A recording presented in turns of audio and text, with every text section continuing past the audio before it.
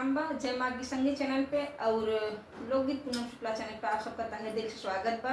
तो आप सब कैसे हैं कमेंट में वो बताइए। और आज हम सब बहुत सुंदर से पुराने समय का पारंपरिक देवी पचरा गीत लेके आए हैं और ज़्यादा से ज़्यादा शेयर करें, लाइक करें, सब्सक्राइब करें, कमेंट करके बताइए आप सबको कैसा लगा।